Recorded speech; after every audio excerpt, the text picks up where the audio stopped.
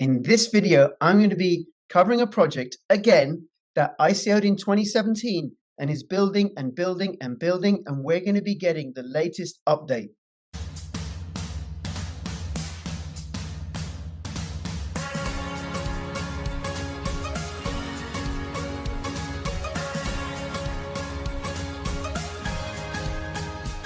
But if you decide that you want to preserve your privacy and make sure all the data that goes in and out of your computer is encrypted, then check out NordVPN. My affiliate link will give you something like a 2/3 discount on some of their packages. Tokenmetrics is a cryptocurrency investment platform that helps users leverage machine learning to become better crypto investors. Our in-depth analysis helps eliminate the emotions of investing, find profitable investment opportunities, and filters out scams. Hey Andreas, hey Foday, thank you so much for making yourselves available. And I'm really, really glad to have you both, because we now have proof that you're not the same person, because you've been seen in the same location. You know, like how Clark Kent and Superman are never seen together.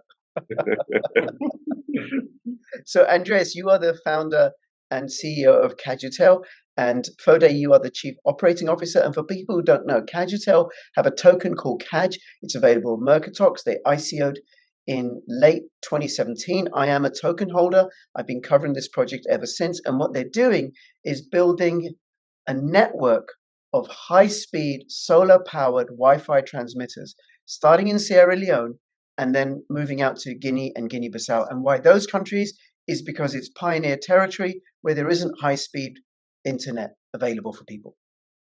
Anything I've missed out there in the introduction, Andreas, Foday? No, I think so.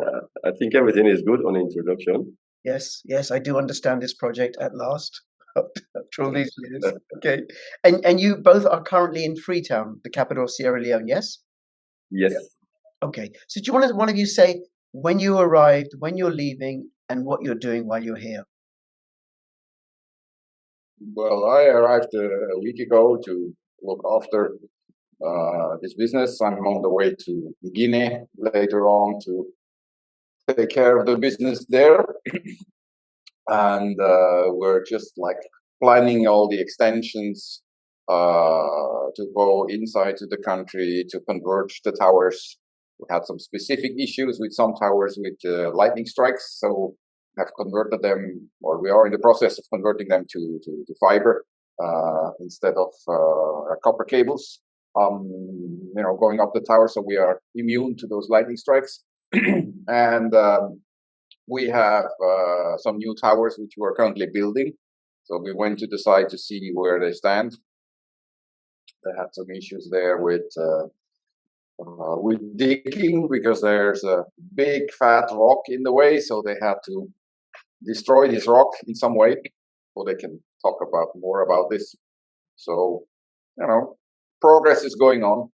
Okay. And we're soon going to have full coverage in Freetown now. And we have big plans to go inland. So planning, training people, organizing things, having meetings with government, customers, suppliers, etc. Okay, great. Thank you. And we're going to dig into some of the details, including I'm going to show a map where the towers are in Freetown and where the towers to be built in Sierra Leone. And then also I'll talk to you about what's happening in Guinea and Guinea-Bissau, if anything. Before I go to Foday, there's just one thing I want to understand, because I'm not technical trained, right? But with my little layperson's knowledge, a lightning strike just burns out copper wire, and it doesn't happen with the fiber. Is that correct? Yeah, well, the thing is, if you have a tower and you have a copper wire going up the tower and you have a lightning strike hitting nearby, it's basically like a massive transformer. So you have a current going from the sky to the ground, and that induces a current in the copper wire going up the tower, which means suddenly you have high tension on those copper wires, and that can destroy equipment. Right. And, we had that in the very early beginning, and so you put lightning arresters or surge protectors, as they called, into the copper wires, so they shortcut the overcurrent or the overvoltage when this happens. The problem is, if you do this on Ethernet cables, you have a lightning strike protector, and when lightning strikes, then those lightning strike protectors shortcut the current, but sometimes they are not able to do it fully and they burn themselves. But it's still better to have a lightning strike protector burn through, because that costs like $20 instead of like a $400 Ethernet switch. The problem, however, is you still have to go up to the tower to replace it. Right. And we had that a couple of times. So we are now changing everything to fiber. So when lightning strikes, the fiber is immune, and the fiber is basically only there to transport the data. While we still have copper wires up for the power, but those are easier to protect because you don't have any signal on them which you have to transport information on. The Ethernet cable which we used before, they are not big AC cables with a big current. So because they are not made for that, they also transport power, but they have their limits. So by going by big fat cables and big lightning arresters, you can avoid this problem. Great. Okay. All right. Thank you, Andreas. Thank you. So that will increase the durability of the towers and their equipment. Okay. And Foday, how long have you been in Sierra Leone, and how long are you staying, and what are you doing while you're here? All right. Yeah, I've been in Sierra Leone since the 26th of September. My main purpose is for building of the tower. But because of the issues with the rock, I asked a company that I give a contract to break the rock, and it has been 2 weeks. They are still on it because they have some weather condition, because it's raining. So at times they will be there, they cannot do anything. But they are working on it. Like, they are now 85% completed. So we are still waiting for the 25. But in any case, I'm supposed to return by next week, and then I'll come back again immediately because I have a few things to sort out in France. But we have already put in place plan together with Andreas. I'll come back then. I will be focusing on building the towers, and then I'll be staying for a very long time. Right. Okay. All right. I want to ask about this rock again. Someone who has no engineering background or anything, right? So how big is this rock? Where is this rock? What is the problem with this rock? Yeah, the rock is actually at the Rokel site where we want to construct the tower. And I am not a soil engineer actually, but the company that is working, when they do their tests and everything, the rock is like 1.5 meters deep, and it's like a big rock that is spread all over the area. So we need to split it in bits in order for us to get a proper soil for the construction of the tower, because we need a firm-based foundation.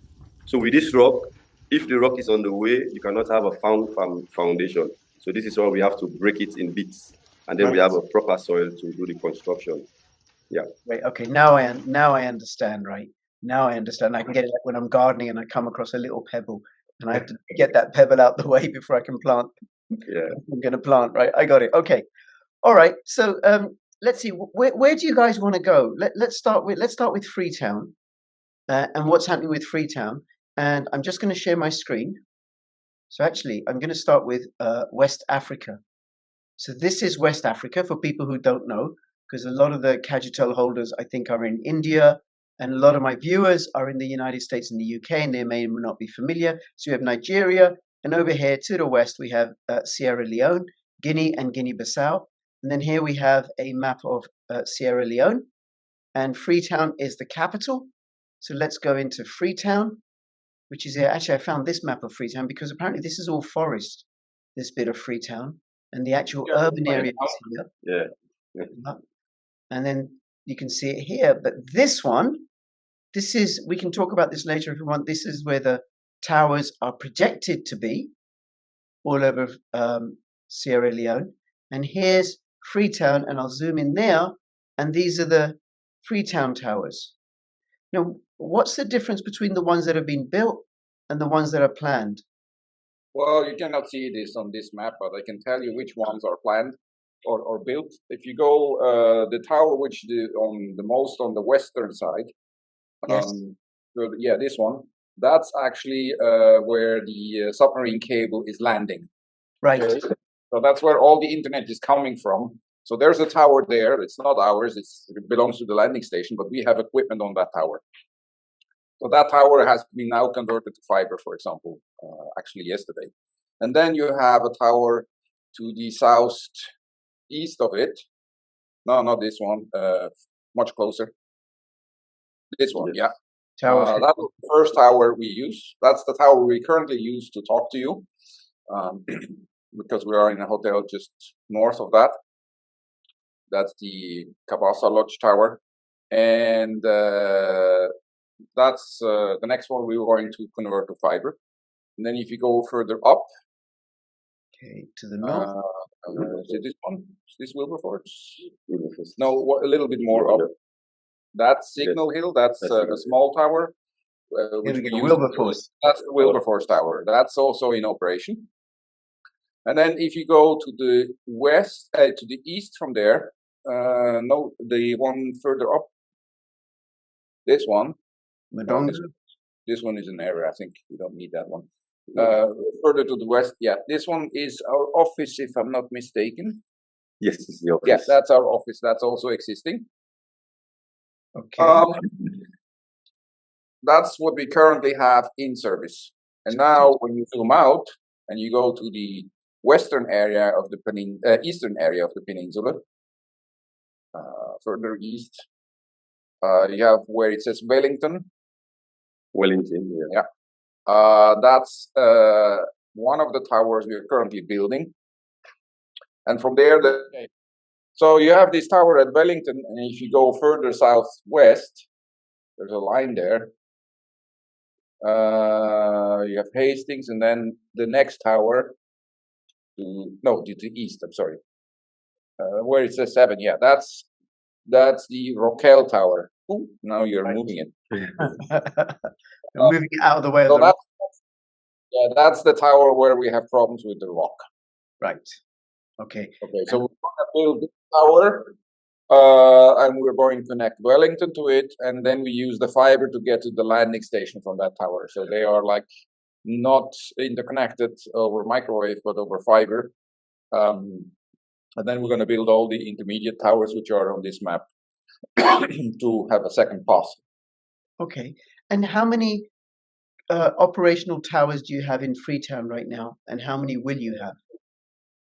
We have 4. Well, if you talk the landing station as well, then it's 5. And we're gonna have, I can't remember how many circles you have on this map. But that's the plan on what we are planning to build. Right. Okay, good. And then anything else about the towers in Freetown?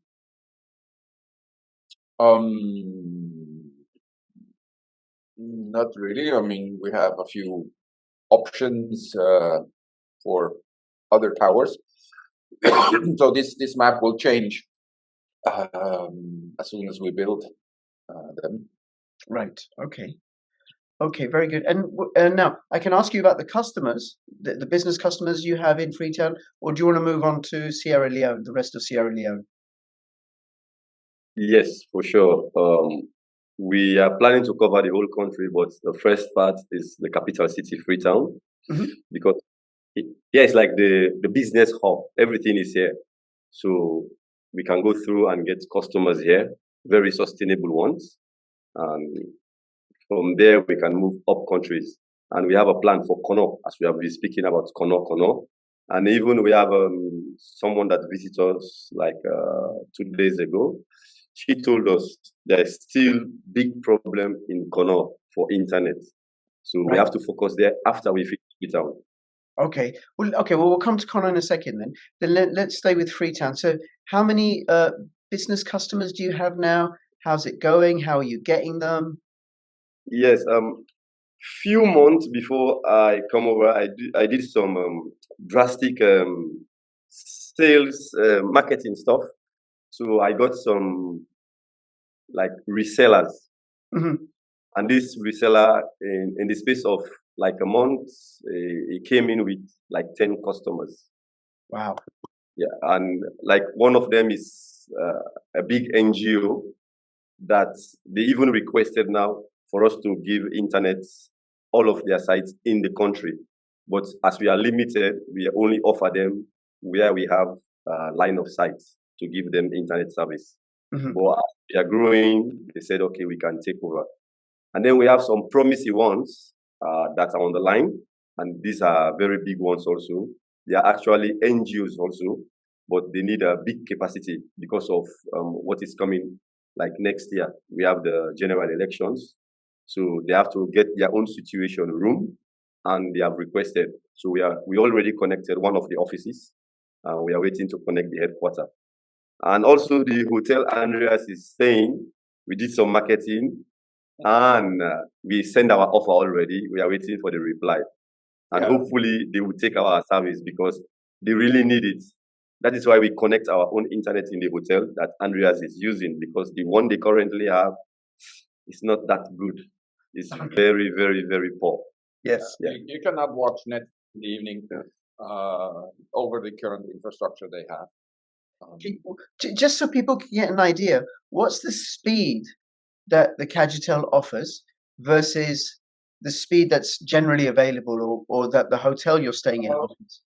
I can say that the current connection we have to this tower here, and we have not optimized anything. We just like, okay, let's take a modem here, put it onto the balcony, and it connects. It has line of sight to the tower, and we are getting 94 megabits. Without proper alignment, it says, well, there's room for more. It's a 1.8 kilometer connection. And, you know, getting 94 megabits is quite good, I would say. The hotel could live with that easily. I mean, they are currently paying for like 100 megabits, but they're not getting 100 megabits, that's for sure. Because if you're watching movies in the evening, it just breaks up. Like you can watch 4 seconds, then it stops, and things like that. Of course, it depends also on the load. My analysis has shown that, like our competitors, they all use the same upstream, and that's actually where it starts to be overloaded. What we actually do is we use our own upstream. So we are not limited to overload of the upstream connection which everyone else is using. Right. Okay, very good. Very good. Right. Thank you. Okay, well, look, let's talk about Conakry. Conakry? Conakry. Yeah. Conakry. So let's go to, okay, here is Guinea, much, much bigger than Sierra Leone. Encircling Sierra Leone. And where is Conakry? At the left, at the coast. Oh, yes. Here we go, the capital. Yeah. Okay. And so what are your plans for Conakry? Well, first of all, we have to cover Conakry. So we have to put infrastructure there. Actually, the plan is to cover the connectivity from the border of Sierra Leone into Conakry and then further up to the border of Bissau. So this along the main road there. Right. So from there up to Kamsar, Bokeh, and then to the border of Guinea-Bissau, and then go further inland. Okay. I mean, Conakry Guinea is a big country. They are a little bit better organized when it comes to the fiber, but fiber is very expensive inside the country, so they have fiber going through the country into the rural areas, but not everywhere, of course, just on like the main roads. And we're going to use this to cover all areas we can, but you cannot build Rome in a day. It's going to take time. Okay. And this is why you're going to Guinea to do the planning and the preparation? Yeah, we have a pretty good plan. We now have to finalize our license there. It's the problem with Guinea is like the cost of entry is much higher. Like in Sierra Leone, you can start with little money, you can get the license, you can get customers. Customers bring you money in, you expand step by step. And in Conakry, you have to take a much bigger chunk of money to get the license. You have to get a much bigger chunk of investment to get started, because otherwise your business plan is not going to work. The prices for the low speed connectivity of the submarine cable are much higher than in Sierra Leone, which means to break even, you have to reach much more customers in a much shorter time, which means you need to put more money on the table. You have to do bigger investments to get started, to be on the same level. Okay. And does the project have sufficient funding? Well, we still have some tokens which we could sell, but we haven't done so. We're trying to avoid this because we believe that it's better to use existing investments more smartly than just to spend a lot of money, which we basically borrow from investors. But we'll see.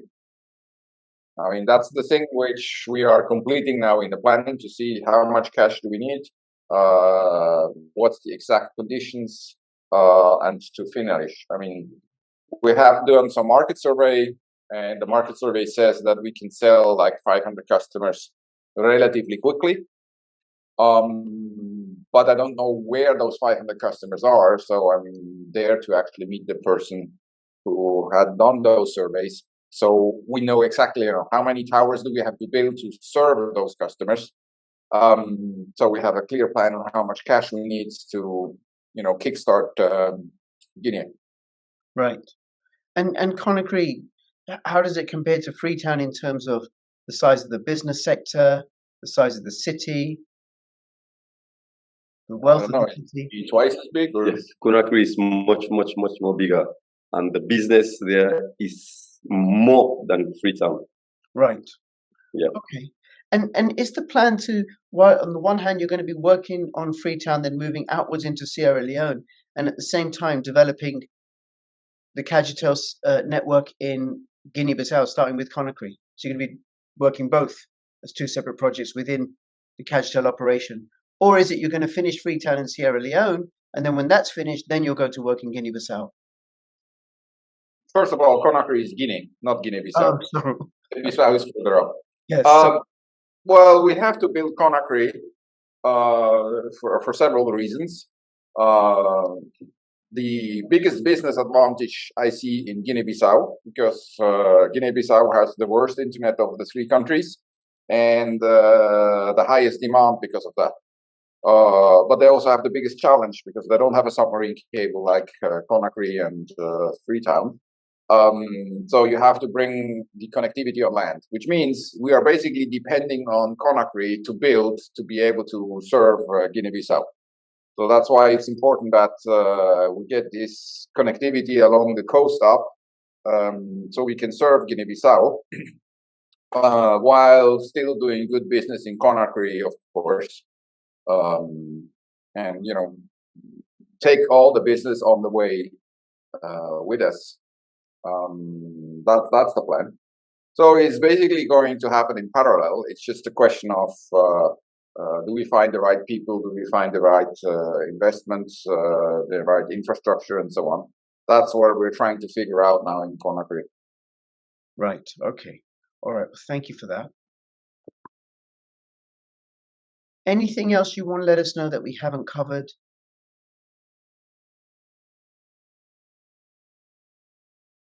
Well, not really. I think we basically covered everything for Sierra Leone. Maybe only something about Guinea-Bissau. There's nothing coming to my mind. For Sierra Leone, it's just building, customers. this is what we are up to now. Yeah. Yeah. Okay. And the other two countries planning, and Yeah. then we're doing building. And while we're doing this, we learn a lot while doing building in Sierra Leone, which then speeds up the build up in the other countries. Like the thing with the fiber, that's not something we expected in the beginning, that we're going to have that much problem with the lightning strikes. Yeah. But you know, it's when you make errors, it's good that you make errors when you have little customers, and it's much easier to correct when you have built the network with 350 sites and then figure out that you have to change everything. Yes. And that's also the advantage of growing slowly in the beginning, to get more experience, to get things sorted out properly before it can affect much more customers. And also our staff is learning a lot while doing this, and they get more and more experience. And I'm quite happy how that develops, because we're gonna need more stuff. You know, we had one request for a project where we need hundreds of sites, and if we have to do this, then we have to train a lot of people. And then, of course, we need people who have already done this work to explain it to them. Exactly. And that's coming along quite good, I would say. Okay. Well, you know, Andreas, you know, I work as a social worker, right? As a children's social worker. So I'm listening to you and I'm thinking, you're talking about Sierra Leone, Guinea, and Guinea-Bissau, right? As these projects. And I'm thinking about, as a parent, I make all the mistakes with the first child, and then the second child I make less mistakes, and the third child gets the benefit of all the lessons I've learned with the other children. So a little bit like that, right? Okay. And then the question I have to ask you, for those that are token holders, that they want to know, because the idea is that the profits, when Cajutel makes profits, that they will be distributed with the token holders. So any idea when that will happen? That's a very tough question, because we rather want to use any profits to expand. Because we are in a virgin market, which means the more customer we get in the shorter amount of time, the more profitable we will be on the long term. Because if you go to the countryside and you have people who have never touched the internet yet, and you give them internet access for the first time, they probably going to stay with you for a long time. Right. They're going to become loyal customers, right? Where if you go into an area where everybody has internet and you compete with others, then you have to take a customer away from a competitor, which is much harder to get customers. And secondly, you might only get customers who are like very sensitive on the price. And then if the competitor drops the price a little bit, you might lose those customers again. So you have to deal with a lot of churn in such scenarios. So it's much better to get customers who come to you in the first place, who are less sensitive to price fluctuation, who just want internet which works, and those are very loyal customers, very long-term customers. And that's why for us it's very important to get to the countryside as soon as we can, to expand the network, which means that instead of paying out high profits to token holders, we rather reinvest that money into building another tower and another tower and another tower. So in a couple of years, we are in a much better position. Because let's say this way, the whole country wants to have internet. The whole country will have internet. And if you compare that to like GSM networks, like in Guinea-Bissau 10 years ago, nobody had, well, it's now more than 10 years ago. In 2003, nobody had internet, or even GSM in Guinea-Bissau. 10 years later, everybody had a mobile phone. So in 10 years, they went from 0 GSM to 100%. And I see the same happening with internet. Currently, we're talking about less than 10% who have internet access. Something between 3 and 5% have access to the internet. And 95% don't. So you want to grab as much of those 95% to become your customers, because if everybody has internet, you can only compete with you are one of many internet providers, and you might have cheaper price, better coverage, or whatever. It's much more difficult to compete. While in the beginning, it's more a question of having internet in the first place. Right. No, okay, now that makes sense. And I think of Metcalfe's law, which is how something grows exponentially. Or like perhaps the mobile phone network in Guinea-Bissau grew, that it was a little bit, then all of a sudden it shoots up like a hockey stick. So once the infrastructure is in place in these three countries of Western Africa, then the number of users, customers will shoot up. And the other thing, a couple of other things I want to say, and I've said this before, is that we're not talking about a project which is just writing lines of code. We're talking about a project that involves concrete and steel and licensing and all kinds of other engineering stuff that I've no idea about, and the supply chain and equipment from here and there and getting staff. So it is a major undertaking. Just like this is like any non-blockchain project, it just has a token attached to it. And the opportunity for Cajutel token holders is we get to participate with a non-blockchain project that has a real world use case that's providing high-speed Wi-Fi in a part of the world where there isn't any. And this takes time. Building concrete and steel towers takes time. And you, Andreas, and as well as you, Foday, since you came on, but right from the start, you've been completely straight. This is not something like you're going to get a Lambo tomorrow or even next year. Exactly. Yeah. This is a long-term play, and I think those that can hold on for a while, for the time that it takes, will really, really benefit. That's not investment advice either, by the way. Okay. All right, Andreas, Foday, anything else for you guys? Anything else you want to say before we finish up? Well, it's just to admonish the token holders for them to be patient. We are working, and we are working very, very hard. Yep. You know, we left our family behind. We came back to Sierra Leone just to do the work so that everybody will have the benefit of what we are doing. Yes. So they should keep holding to the token, and then they will definitely have the benefits. Okay. Yes, absolutely. And we are working hard. It's tirelessly. Even today, Saturday, we are currently working. The guys are on the field. I just came here for the interview, and then I'll have to join them again to work. Right.